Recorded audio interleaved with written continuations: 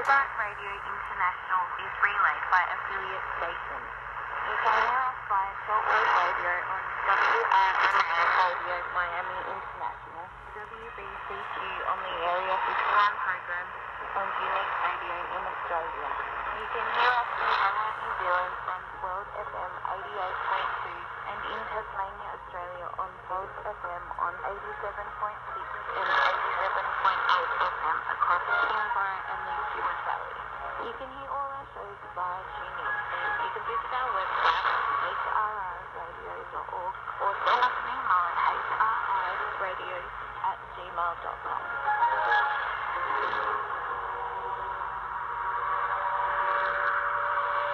G'day, hello, and welcome. This is your Australian connection called Hobart Radio International.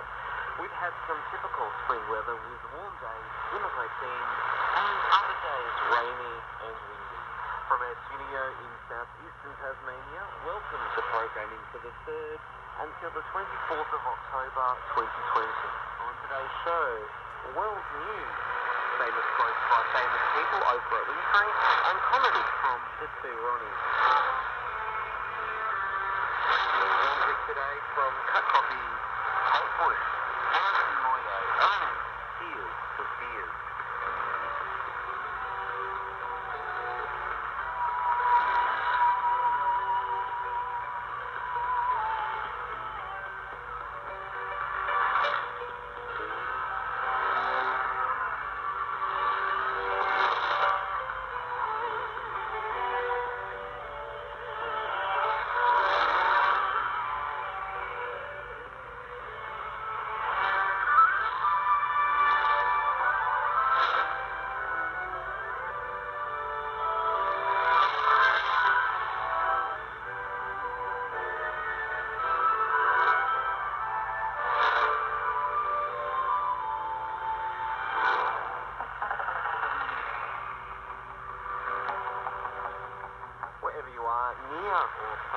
You're doing well. My name's Rob, and welcome to the Voice of Tasmania. Let's begin with world news.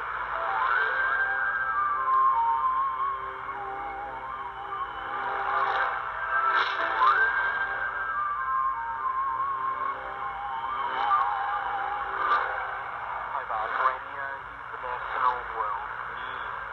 Tasmania will reopen its borders to states and low-risk COVID states from the end of October. Premier Peter Gutland said based on public health advice, the state would open its borders to South Australia, Queensland, Western Australia, the Northern Territory and the ACT on October 26th.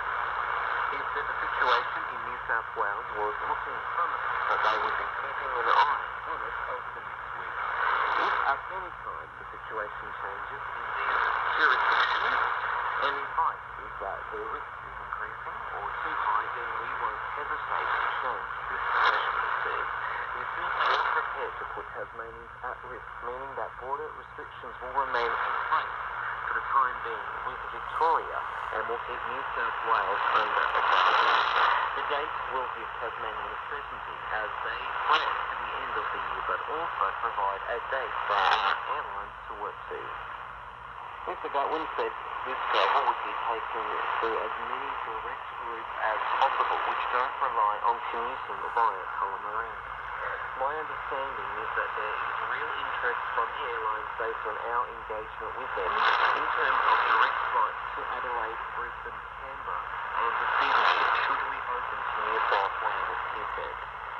As coronavirus cases escalate in France, in the tiny French territory of New Caledonia, the pandemic has taken a backseat to concerns around its upcoming referendum on independence. This Sunday, more than 180,000 voters will cast their ballots to find out whether New Caledonia will stick with France or become its own independent state. They have asked vote yes or no for the question, do you want New Caledonia to accede to full sovereignty and become independent? It's the second time in 2 years that New Caledonia will hold an independence referendum. In 2018, the territory narrowly decided to stay with France, but an aggressive 2020 contest fought by the pro-independence pro-French bloc have left some fearing further disharmony, no matter which side wins this weekend. Armenian Prime Minister Nikol Pashinyan has accused Turkey of once again advancing on a genocidal path and said Ankara's military was directly leading an offensive by Azeri forces against ethnic Armenian forces around Nagorno-Karabakh. Dozens of people have been reported killed and hundreds wounded since Sunday in fighting that has removed concerns about stability in the South Caucasus, a corridor for pipelines carrying oil and gas to world markets. The presidents of France, Russia and the United States called on Thursday for an immediate ceasefire between Azerbaijan and ethnic Armenian forces around Nagorno-Karabakh. But Turkey and our Azeri allies said the three big powers should have no role in peace moves. The situation is much more serious than previous clashes in 2016, Mr. Pashinyan told the French Le Figaro newspaper in an interview published late on Thursday. It would be